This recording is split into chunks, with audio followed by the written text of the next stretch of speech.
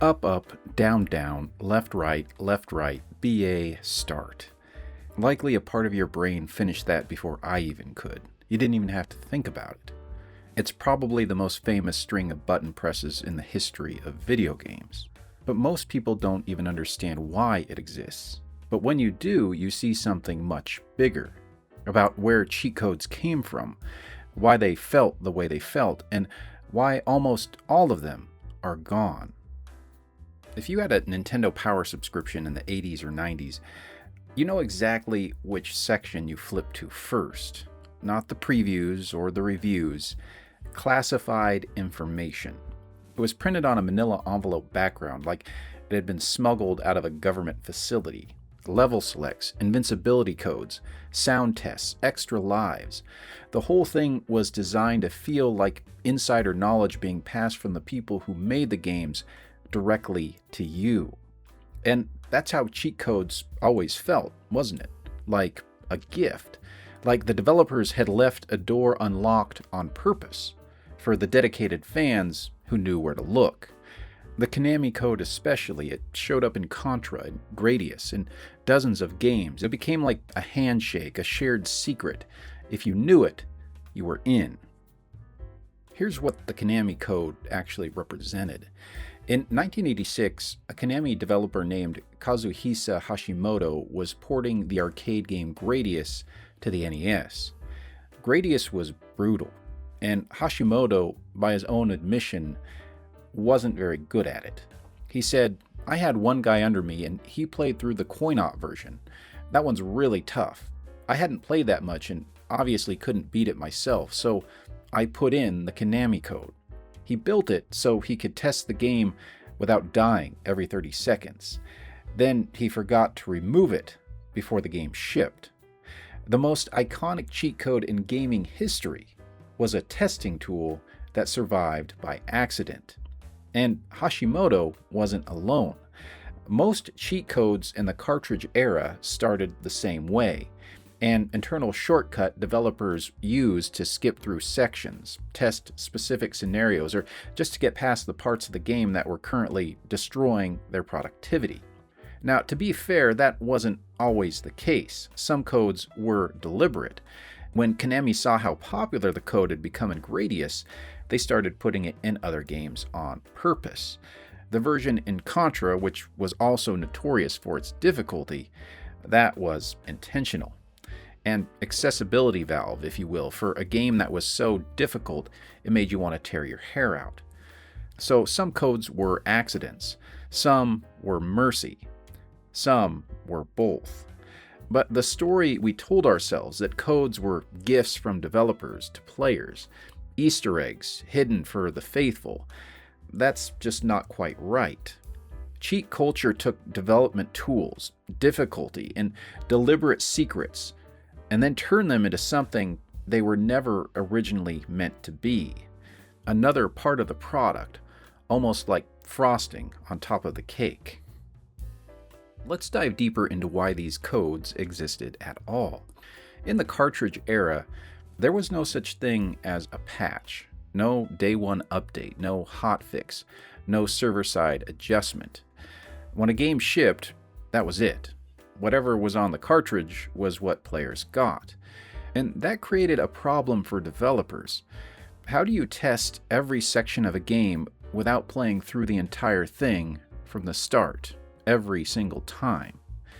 Well, you build shortcuts, you build codes, tools that let you jump to any level, fill your inventory, turn off damage.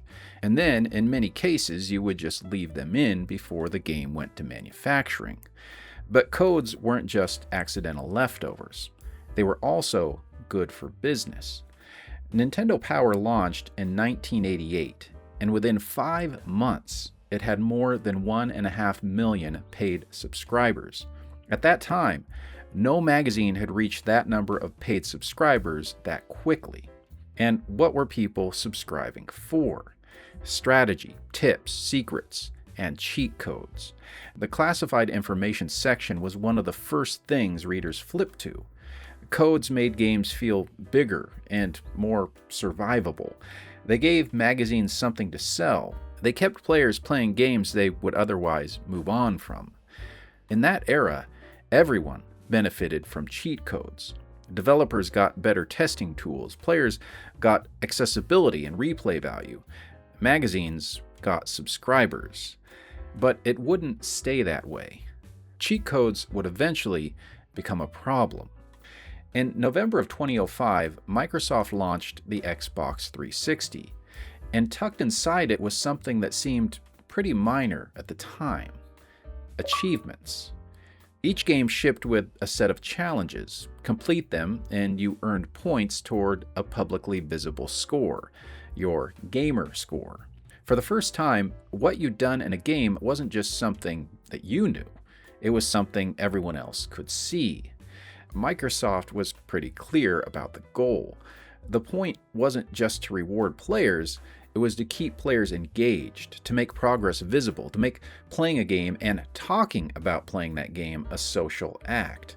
Sony followed suit, launching PlayStation trophies in July 2008. By January 2009, they were mandatory for every game on the platform. Now here's where cheat codes became a problem. The moment progress became public, visible, comparable to your friends, and tracked across every game you played, the meaning of that progress changed. Your gamer score wasn't just a number, it was a record. And a cheat code that gave you progress you hadn't earned was no longer just bending the rules of a single game. It was lying to everyone who could see your profile. Dan Amrich, who went from GamePro magazine to senior editor of official Xbox magazine, put it plainly. He said, achievements wound up taking their place. That is, the cheat code. Microsoft even started stamping players who used external tools with a cheater label, a permanent mark on their public record. But achievements and trophies were only one part of this. The second part is where it gets more interesting. In 2013, Rockstar released Grand Theft Auto V. It has cheat codes in single player, spawning cars, toggling wanted levels, the classic chaos sandbox type stuff. But there is no money cheat. There has never been a money cheat in Grand Theft Auto V. And the reason isn't technical. GTA Online, which launched alongside the single-player game, sells shark cards, real money exchanged for in-game currency. And as one GTA fan site put it bluntly, if a money cheat was possible, nobody would buy shark cards. GTA Online has reportedly generated over $5 billion in shark card revenue.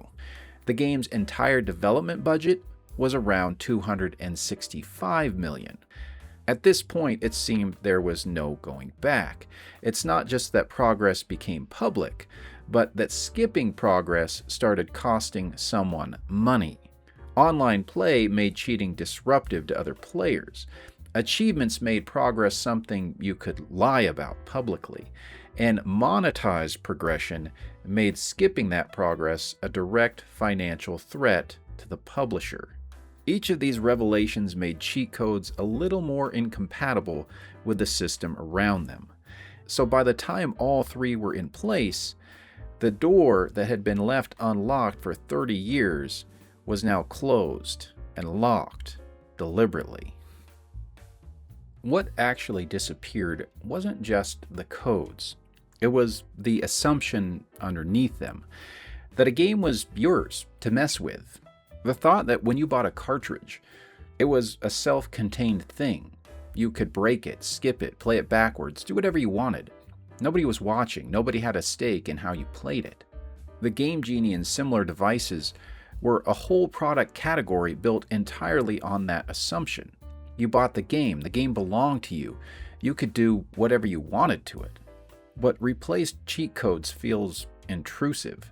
The unlock everything that once came free with a button sequence now costs real money, bundled into what publishers now call an upgrade pack.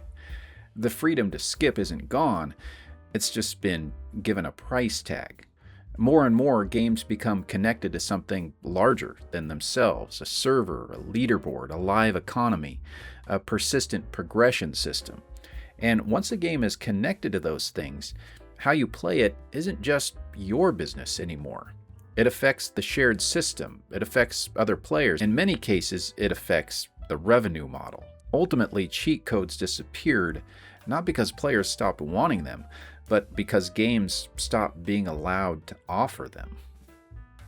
Dan Amrich, the editor quoted earlier, well, he watched all this happen in real time, and he said something interesting that I think we can all relate to when looking back on cheat codes. I quote, "I didn't miss them until doing this interview. I see them differently now. I understand the role they played in making that player-developer connection." Now, there are still games with cheat codes, a few, usually single-player, offline, self-contained, games that are still just games. And every time you find one, it feels like discovering a door that was left unlocked on purpose, which, as it turns out, is exactly what they were designed to be. And finding that door, well, that's the thing that modern games, a lot of them anyway, can no longer afford to let you do. So I'm interested to know what you think. Did games lose something when players stopped being allowed to break them? Or did cheat codes need to disappear for games to become better?